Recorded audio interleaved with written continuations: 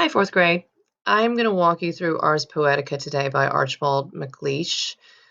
This poem is a difficult poem, period, whether you're 40 or in fourth grade. It might be a little ambitious of me to give this to you, but it is the most famous poem in the Ars Poetica form, and I think it's relevant when we're talking about what poetry is. And I've also seen you guys in class, and I know what you can do in language arts. And so I'm not worried about you being able to hold on to some of the concepts and discuss what's going on in the poem. So I'm going to break it down for you as best I can, because whoever knows what anything means. But we're going to do this little presentation and we'll see if we can make sense of it, because some of the um, comments I got back from this poem were like, I mean, some of you did not like this poem. Some of you liked it because you thought it was musical and nice, and then some of you were like, and that's okay. That's like a reaction is a reaction, and I'm good with any of them. But perhaps if we go through and talk about what some of these very complicated images mean, it might make a little bit more sense to you. So here's to hoping. All right, so your admit slip for the day, which you guys are super champs about this, and thank you for playing along with me. Is there something that's happened to you while y'all have been on quarantine that you could write a poem about? What is it? I don't want you to actually write the poem. I just want you to think about something that has happened while you've been away from school, and it can be something very simple that you could write a poem about, or it could be something really earth-shaking that you could write a poem about. But I just want you to think about your life and tell me in 3 to 5 sentences something that you're willing to share, that you could write a poem about in theory. Don't need you to do it. It's just an exercise in thinking about our lives and how we can use it for poetry. Okay? Poetic purposes. So let's talk about Ars Poetica. So let's remember what Ars Poetica means. It comes from Horace, and it is Latin for the art of poetry. He wrote a treatise on what he believed it meant, what writing, what guidelines needed to happen, all that sort of thing. So it's safe to assume that our friend Archibald MacLeish is writing about that because it's the name of his poem, and that is true. That is exactly what he tackles in this poem.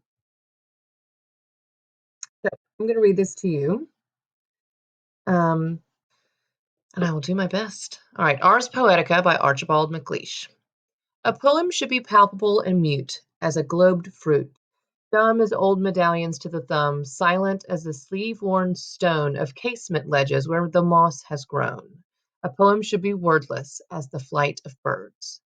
A poem should be motionless in time as the moon climbs, leaving as the moon releases twig by twig the night entangled trees, leaving as the moon behind the winter leaves, memory by memory the mind. A poem should be motionless in time as the moon climbs. A poem should be equal to not true. For all the history of grief, an empty doorway and a maple leaf.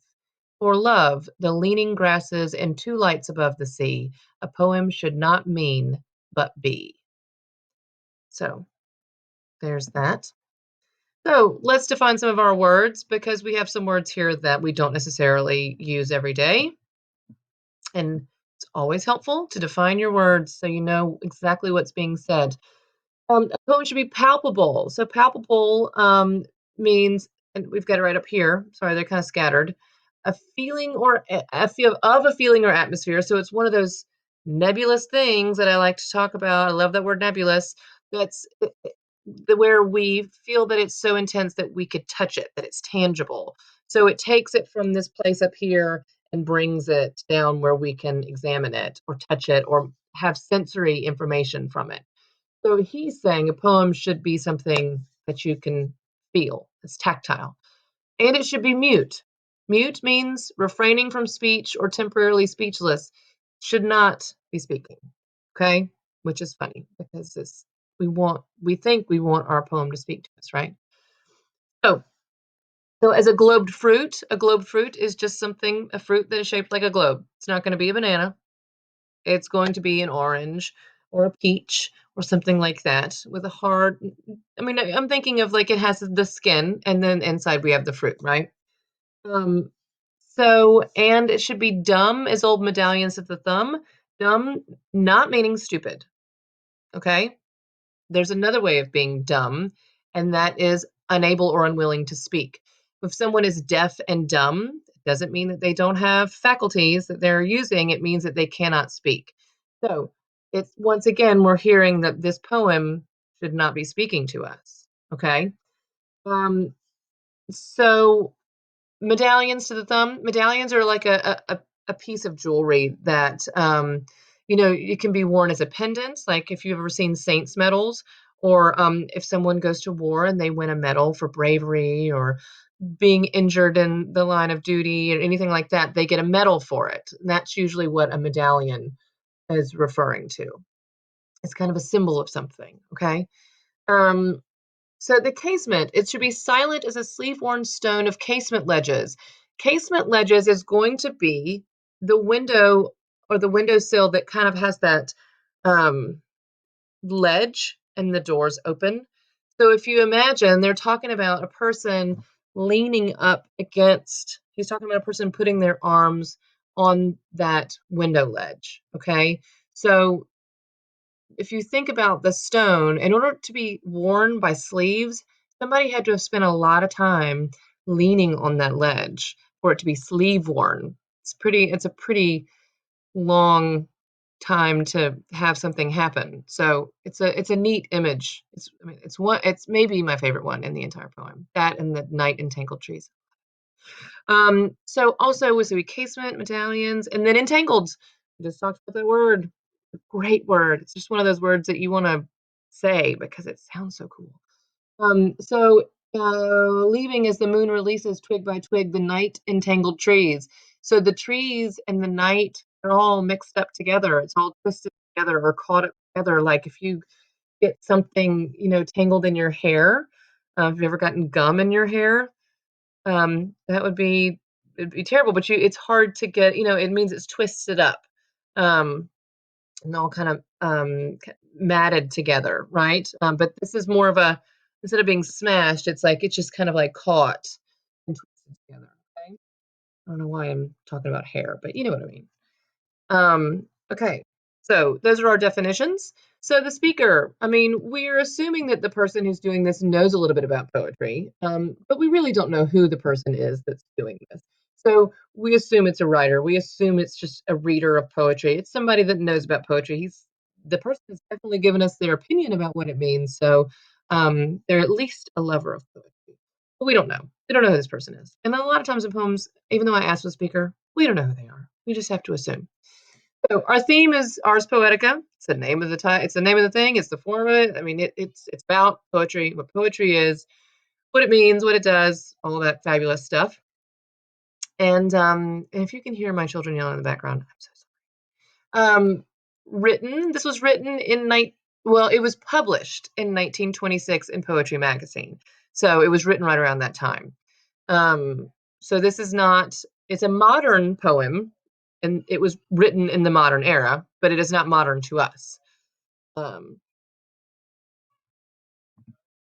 so what is our form? It is Ars Poetica, but it is also a blend of the modern and the traditional. If we look at what Archibald MacLeish is doing, we have rhyming couplets. So it's kind of a traditional, homage to, he's got the mute and the fruit.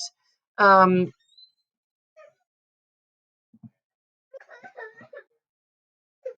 I've got a crying child.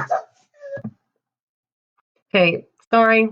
I what do you do when siblings are upset with each other and they start yelling? Okay. So I was talking about we have rhyming couplets.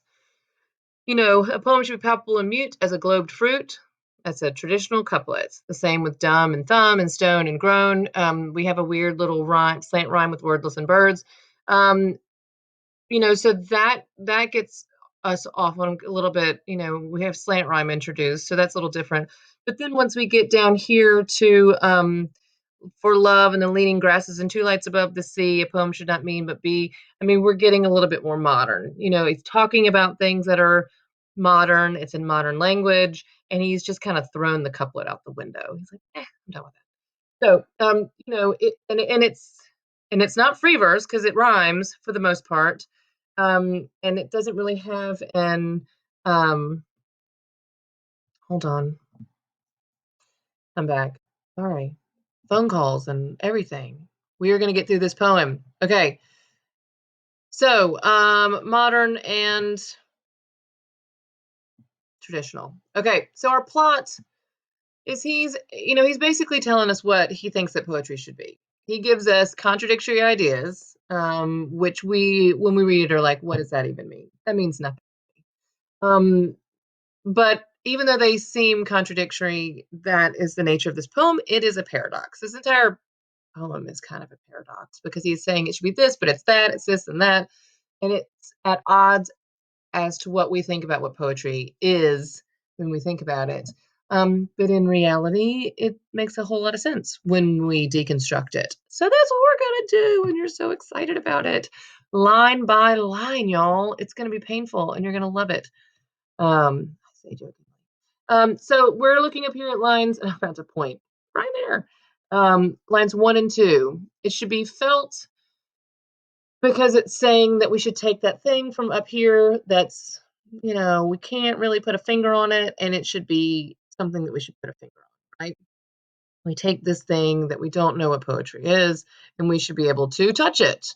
We should be able to understand it. We should be able to feel it and have our senses tingle with it. But yet he's saying that it shouldn't speak to us. It should be mute. And so one of the things maybe he's saying is that instead of it, we use the phrase, show, don't tell when we're writing. We talk about how I don't want you to describe it line by line by line by line by line about what we're doing. We should tell instead of we should show instead of tell. So instead of coming out exactly with what we're trying to say, we should show it in an image or with a metaphor or with a beautiful allusion to something. He's saying that maybe instead of being like hit you over the head, like speaking, the poem shouldn't speak to us and like yell at us or shout at us. It shouldn't give us a lesson, but it should kind of be quiet about it. It should just be there and we know what it's talking about. And going further and talking about the globed fruit, when you look at an orange, it doesn't look that appetizing. If you really think about it, I mean, it's kind of bumpy. It's orange, which in reality in the natural world aren't things like, like red and orange and blue, like a warning sign to people or to animals, like don't touch this. But when you cut it open or you peel it, it's got this soft inside that is juicy and delicious. And my daughter can eat her weight in oranges, and a fruit, think about the skin that's on it. And then when you just go through it, that fuzzy little skin, it is delightful. And think of all the things that it can make, like all the pies and deliciousness. So when you think about a fruit, doesn't say much, it's mute. But when you open it up, just like a poem, there's nourishment inside. Think about that. And I know it says felt in your, it's supposed to be your, sometimes I start typing too fast. Lines 3 and 4, dumb does not mean it's stupid. It means that it's unable to speak.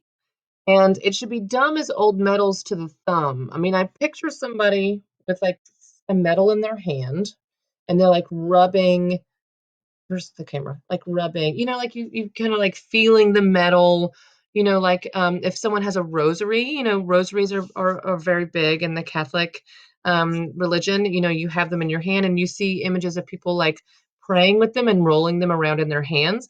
But in reality, they're not. When you have that medallion in your hand, it's not doing anything for you other than giving you the tactile sensation of it being in your hand. But the act of doing it is very soothing. It also tells a story. It talks about religion. I mean, say that there is a war vet and they were given a medal of valor, and you have that in your hand and you're able to hold it. You know that that is a representation of what someone has done. Now, it's not going to speak to us. It's going to be there and it's going to exist and it's going to be in our hand and we're going to be able to touch it, but it's only implying something happened. It's not talking to us, right? So I put medallions are achievements of someone's lives, like medals. Medals imply that they've accomplished something, but they do not actually say anything to us. They only hint at accomplishments. They don't brag. They're not like, hey, look at this cool thing. But it's just kind of a significant recognition of something that happened in a life or a belief. If it's a religious medal, it's a belief of something. And these things are passed down, like grandfathers give them to sons and give them to the grandson. Like it goes down, and the same with religious medals and things. These are things that are passed on because they're symbols for our families. Um, but once it's passed down, and that person is gone, there's no one there to tell us about it in reality. That's something that we just kind of have to know because we assume what it is because of what it's implying, right? So I think that this is all about subtlety, right? It's all about the gentle nuance of language and how, if we choose the right word instead of it shouting at us, instead of telling us what it is, it's implying what it is. And so that we can do wonderful things like we're doing to this poem. It's the reason I call it dissection is because, when you get older, depending on, I mean, most of the time in high school, or maybe even middle school, you dissect frogs or other animals. Um, and that is so you can see the inside. And so that's why I call it dissecting poetry, is because we're kind of laying it open in front of us, and we're looking at all the organs and we're looking at all the goop and the nastiness, but also how that thing lives and breathes, right? So we're talking about the ability to be able to do this. So the placed symbol, the well placed metaphor, and all that sort of thing. So here we are. Here's my girl at the casement window. Found her online, and it was in relation to this poem. And so you see her in the window. She is wearing the casement with her sleeves as we speak. So I love this line. It's silent as the sleeve-worn stone, because a stone is sitting there. It's never going to speak to you. And it's been there so long, and the person has sat there over time and put their arms on it and sat there and looked outside or waited for somebody, or there's a timelessness about this particular this stanza that I love. And so we looked up casement ledge. Here's your picture. And he's implying again that the poem should be subtle and timeless, as the wearing of a stone when a person leans out a window. That very act of a person's presence, just looking and leaning out the window, would eventually wear the stone down, and a poem should be like that. And this all goes back to subtlety, and the window can also be a symbol. The person is leaning out the window, and the window is, an entrance or exit into something. It's a symbol of the world on one side and us on the other. Safety and home, and then the crazy wild world out there. And that's and then there's moss, and moss is one of those slow growing ground covery, very verdant, bright green things that takes a long time to grow, much like the sleeve-worn stone. It's going to take forever for someone to actually wear down a stone by sitting there and gazing out the window for a long time. So, poems should be timeless. Poems should stand the test of time. If they're going to make it into the canon of literature, they have to be pretty good. They have to be pretty timeless and talk about things that are timeless. So wordless as a flight of birds. I love this image, as well. And once again, he's referencing that it should not speak, shouldn't have words. A poem shouldn't have words. It makes no sense at all. It- that's why it's a paradox, because it's made up of words. But he wants a poem that you write to speak without speaking. He just does. He wants it to be the kind of thing that you show and you don't tell. It uses this beautiful language that implies, um, and he kind of wants it to be without effort. Like birds don't think about flying. They don't think about it. They just do it. And the flight of birds flying away, that like sudden and startling image is great to me. Like it's just when I think about a flight of birds, I think about them being disturbed from the tree or from the ground and then them all going up together. You've ever seen that? And it's kind of a shocking thing. It's kind of a sudden thing. And so, and also they're taking off from something earthly into something transcendent, right? So they're going from the earth into the skies and doing this amazing thing that we as humans want to be able to do, so much so that we create it and make airplanes and hang gliders. And, everybody's like, if you were to have a superhero skill, would it be invisibility or flight? And everybody's like, I want to learn how to fly. Like everyone wants to know how to fly. Um, so it adds that otherworldliness, which we start getting into, like we talk about bridge words when we're doing our research paper and how each paragraph should kind of lean into the other. So we're making a really nice transition. The flight of birds, all of a sudden we're talking about all of these earthbound things. And then as soon as we end this stanza and go into the next stanza, we're up here, right? So we're going from this earthly thing in the first four stanzas, and then we're moving up into the heavens, okay? And then we're going to start talking about these things that aren't earthly, okay? And the flight of birds, they're so quiet and majestic, and well, not necessarily quiet, but you think about the act of flying itself is fairly quiet. The birds cannot. Sometimes they're not quiet. Um, so wait, oh wait. Okay, so lines 9 and 10. Now we're in the heavens. We're getting up here. We're in the metaphysical realm. We're talking about things like that, and the moon comes in, and we're talking about time, which is another thing that we cannot express what it is. Can't really tell me what time is. It's one of the great questions. Is time real?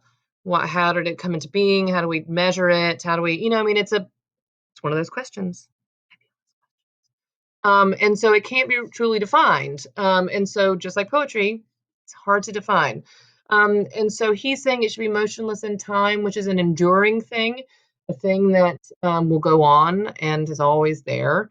Um, and even though we may use our poems to capture a moment in time, it's essentially timeless because it's a record of time and it's not actually time itself. So you're talking about a scene, but it's something that exists outside of time. So it won't age. A poem doesn't age. It may have been created 80 years ago, but we're reading it now. So it doesn't matter when it was created. It's existing and living in the world. So just like the moon, right? So we're talking about the big rock in the sky that climbs. It's making movement. So he's doing the paradoxing again here, where it's like the poem he's saying should be motionless in time, but as he's talking about that, the moon is rising in this poem. He loves a paradox in this poem. And the moon does that repeatedly every night because we go around and it goes around, like we see it every night, unless it's cloudy. And so it's always there. It's consistent. So even in its changing nature, the moon is consistent. And I think that's why he mentions it so much. Because it's a symbol of time, because that's how many people used to count time on the moon cycle, because they would see it wax and wane. So they would say it's a certain number of moons till this happens, and that's how they counted the time cycle. So the moon is a paradox in itself. And we're getting more magical here, whereas before we're talking about oranges, we're talking about metals, we're talking about windows and birds, like now we're talking about the moon and we're talking about night and we're talking about this magical image of the moon being tangled up in the earthbound trees. Like it's a pretty wondrous image. It's a thing we see every night. We see the moon every night, but it's a pretty wonderful image. People have dedicated goddesses to the moon. Like they're like that. There's a moon, definitely. Like there's a goddess that definitely is in charge of that thing. It is a magical, magical thing. So this is kind of showing that mixture of the stuff up here and the stuff down here and how it gets all tangled up, because we're talking about the metaphysical and we're talking about the physical and how it's all mixed up together. And that he's saying that's what a poem should be, because you're using these, in theory, lofty ideas, the things that you can't define, and then these little, trees just getting caught in the trees, these little things that grow out of the ground and give us things like oxygen and, simple little things like that. Food, shelter. Um, so, it's this is a very magical image to me, because it's a lovely paradox of the transcendent and the real. And we think about night in here and how it's quiet at night. The earth is quiet, the moon is quiet, and it's distant and it's cold. But it's all tangled up together, and that's just a lovely image to me. So we're going on to the next bit. Um, Here he's talking about the winter leaves and the moon behind the winter leaves. It's really easy to see a moon behind winter leaves because there aren't really any winter leaves. There might be some still stuck to the trees, but it's a lot easier to see the moon when there's not a whole bunch of new buds on the tree. And so what I've got written here is he's even farther in the metaphysical, that ethereal thing up here, talking about grander ideas. And then talking about seeing the moon in winter with barely any leaves, an unobstructed view. And so, we think about the poem being clear as a winter night, looking at the moon through the trees. It should be bright. If you think about a winter moon when it's really cold outside, and you stop and you look up and it's full, it's huge, like it's a really, again, startling image. And it's also distant, I mean, um, and it's both calming and unnerving. I find space to be that way, where it's both like, wow, that's so vast, but also terrifying. It's just space terrifies me. Um, and memory by memory, we talk about the nature of memories. I have them, you have them, but when we're gone, our memories are gone. They cease to exist. But at the same time, we can give those memories to other people and they can carry them on. Um, but it's not gonna be the same thing. They cease to exist with us because they're no longer our memories. But, there is a collective memory of the human race. We as humans have been on this planet together, and there are things that we experience together. And so, I think that that also could be what he's talking about. It's just a poem should be kind of a collection of these memories that we know about. And then we've got motionless in time as the moon climbs. We've heard this before. He's repeated it. That's called a refrain. It's an echo. It's to emphasize a point, but also to be musical. In a lot of hymns, we have refrains, right? A lot of times that is just to make music sound great, and it's also to emphasize what he's saying, right? Again, talking about the time. It's bringing the time into it. Okay, I promise we're almost done with this. This is a really long poem, and we're unpacking a lot, and not all of them are going to be like this, but it's important. Okay, hang with me. Um, Line 17 and 18. I have no idea. I mean, I do, but I don't. Um, Truth is another one of those tricky words. Time, poetry, and truth. Now we're talking about truth. What is truth? Is truth real? Whose truth is real? Like this isn't a philosophy class, but poetry is philosophical, right? So it's very hard to pin down. So the poem should not be equal to necessarily what is right. It's not talking about what's right. It's not talking about justice. It's not talking about a court of law or the rules that man has laid down.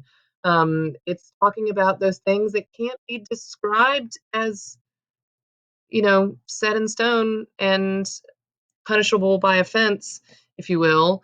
Like we can't express truths in poetry, not absolute anyway, um, because poetry is messy. It's you take into account all of the little things that people are that make them up who they are, and like poetry is just messy and subjective. So that's why I think that is what that means. But who knows? None of this means anything. That's what the whole poem's about. So, for all the history of grief, an empty doorway and a maple leaf. Another line I mean, this is the modern section of the poem, the most modern, um, to the point where you just go, but it's gorgeous too. So lines 19 and 20, the history of grief is real. Like when you think about people that have gone through terrible things in the past, when there were giant wars and famines and plagues, and we're in the middle of a collective, like there is a history of grief that will be written about this time period right now, what you are experiencing right now. And it kind of makes me teary. um because we are going through it right now. But once it's real and it's visceral. Visceral means raw and real and humming with emotion, which I am literally humming with emotion right now because I brought it up. 'Cause it's like, don't look straight at it, then it'll notice it. Yeah. Anyway, but the history, once you have a history of something, it's already in the past. So even though grief is real, once it's in the past, you can't necessarily feel a history of grief. You know that it existed, but I can't feel the feeling that someone felt of somebody that was in the Civil War, but I know that it existed. So it's kind of an empty thing, just like an empty doorway. We've got another doorway. We had a window before, and now we've got a doorway. And this one is empty. Before, we had a sleeve-worn stone where someone had been standing there forever, and this one, it's empty. And there's nothing there but a maple leaf, which is a discarded leaf from a tree, right? So, it implies a long past of things that hurt, which is, let's face it, life. And an empty doorway talks about something missing. So we look at that maple leaf, which seems like a very simple thing. We look at human beings, which one person seems like a very simple thing. But in reality, when you look at it, we're like the globed fruit. We're like the single maple leaf. It's very intricate and very we belong to something. It's a complicated piece of a larger thing, like a poem should be, is basically what he's saying. So we're on the last two. We're almost there. So lines 21 and 22. Another thing that cannot be fully described. Now he's bringing love in here. Why has he got to do that? Why got to bring love in here? Now we've got time, grief, love, poetry. I think the only thing he didn't bring up was beauty. Um, so all of these things cannot be described. They can be experienced. We can experience time because we get old. We can experience grief because we hurt. We can experience poetry because we read it and react to it. And we can experience love because it's, maybe the basis of human existence in reality. He's saying a poem should be experienced, like these things, right? And leaning grasses and two lights above the sea. I don't know. I mean, really. But I imagine these leaning grasses, these moving. Think about the meadows that have the grasses that are swaying by the wind. And think about that lovely image. And if that's what love is, I can see it. I can see that. And like and the two lights, I imagine one as a beacon. Like think about our sailors who used to look for the lights on the shore when it's really foggy, and you have the moon, which is one light in the sky, and then you have the lighthouse guiding them in. So above a very powerful thing like the sea, there are things that guide us, both of which can be the lighthouse and the moon. And the sea is a much like anything in the natural world is a crazy, chaotic thing that we have zero control over, you know? So, I mean, this image is very complicated and very subjective, and so much so that I'm like, I don't know. So we've got our last lines, which is, I can't see it here for this thing. Poem should not mean but be. Um, this what I wrote here. What on earth? Am I right? But in reality, we know what this means. We know what this means in our hearts. A poem should not mean but be. He is wrapping all of this up with a nice, beautiful bow by saying that we can never put a finger on this. Just like being and existence, which is like the ultimate thing that we can't define, is like, what is life? Why are we here? It's, the idea of who we are as humans and what we're here to do. Every bit of that is subjective, and it falls over into that philosophical category, which everyone can argue till the cows come home about what it means. But in reality, nobody knows, because they don't know. And, because we're trapped here on earth, experiencing it, too busy doing it. So, and also being, there's two forms of being. There's getting up and doing what we're going to do, and then there's getting up and doing what we love to do. Sucking the marrow out of life, living our life as to the fullest sort of thing, rather than sleeping through life. So, a poem is, according to him, a representation of us existing, and it should be like that. It should have that messy, beautiful thing that we have as humans, that is our life, that's mixed up with time and grief and poetry and love, and all the things that are messy and beautiful and really painful. Every bit of it's painful. So it should live um, on its own, like we do. And that is the longest I've ever talked about a poem, probably. But telling you.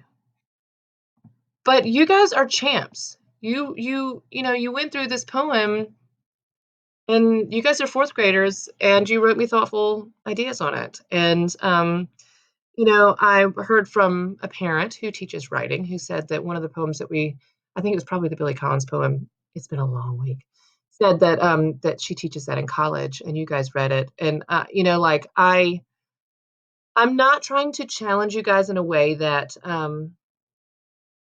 is not something that you can do. I want to give you the real stuff, because fourth grade, to me, is a very transitional year.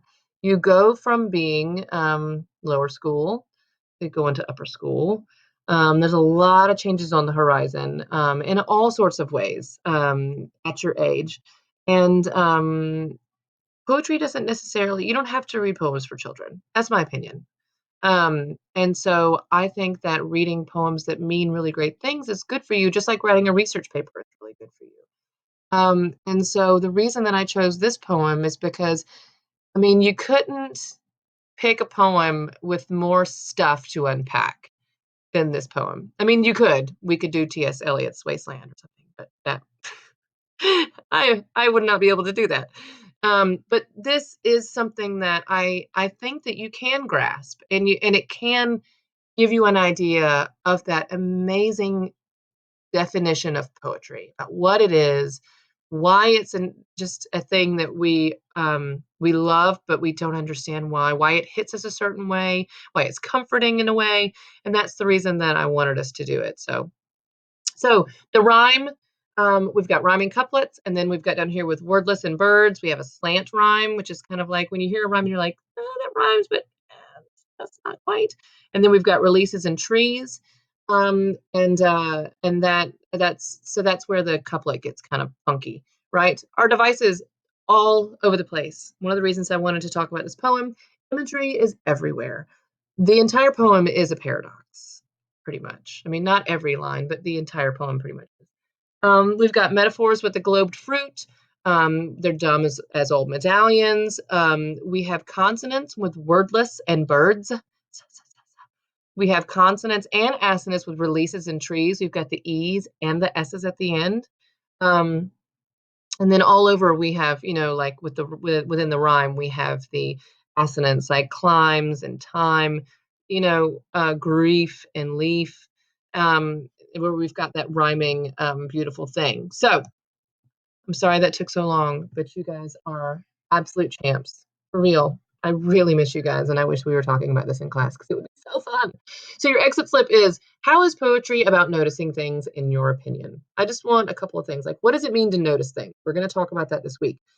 So give me 3 to 5 sentences on this and send it to me and tell me what you think it means to notice things that you ultimately turn around and make it into a poem. Like, how is that a thing? Why is that a thing? Why is it a poetry thing? It's not necessarily just a poetry thing, but we're talking about poetry.